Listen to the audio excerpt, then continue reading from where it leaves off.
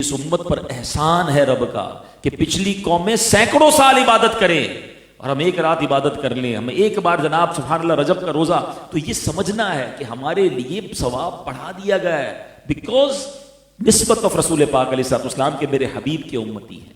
تو یہ وہ مبارک مہینہ جس کے بارے میں احادیث میں مضمون ملتا ہے کہ رجب اللہ کا مہینہ ہے, شعبان نبی پاک علیہ الصلوۃ والسلام کا مہینہ ہے, اور رمضان نبی پاک فرماتے ہیں میری امت کا مہینہ. علامہ صفوری رحمۃ اللہ تعالی علیہ بڑی کمال کی بات فرماتے ہیں. وہ فرماتے ہیں رجب بیج بونے کا مہینہ ہے, شعبان ان سیڈنگ کو ہارویسٹ کرنے کا, پانی ڈالنے کا مہینہ ہے, اور فرمایا رمضان فصل کاٹنے کا مہینہ ہے. اب اس کی انٹرپریٹیشن کیا ہے کہ رجب میں جو عبادت کا بیج نہیں بوتا, شعبان میں ان بیجوں پر اپنے آنسوؤں سے آبیاری نہیں کرتا, اور سبحان اللہ رمضان میں پھر وہ رحمت کی فصل کیسے کاٹے گا.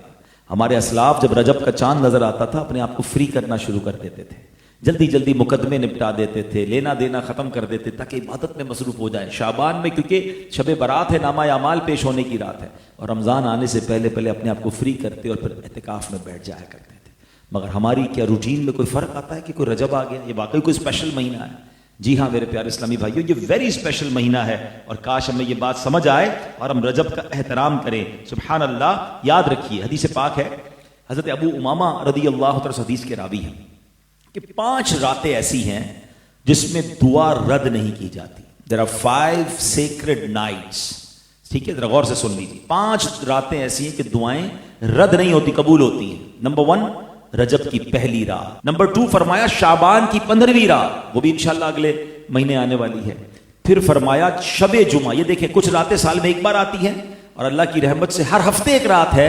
جمعرات اور جمعے کے درمیان کی جو رات ہے شب جمعہ جس کو کہتے ہیں, یہ رات بھی قبولیت دعا کی رات ہے. 4 فرمایا عید الفطر کی چاند رات, اور 5واں فرمایا عید الاضحیٰ کی رات, یعنی جس دن صبح عید الاضحیٰ ہو اس سے پہلے کی رات بھی. یہ خاص دعاؤں کی 5 راتیں ہیں. اللہ ہمیں ان راتوں پر خوب عمل کرنے کی توفیق عطا فرمائے. تو رجب میں جتنا ہو سکے آپ روزے رکھیں, اس میں ذکر و درود کریں. اچھا, اس میں ایک اور بڑی نیکی کرنی ہے, کوشش کیجیے گا, ضرور کیجیے گا.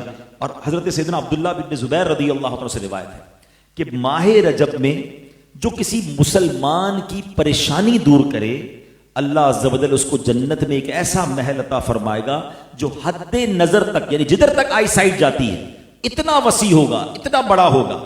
تم رجب کا اکرام کرو, اللہ عز و جل 1000 کرامتوں کے ساتھ تمہارا اکرام فرمائے گا.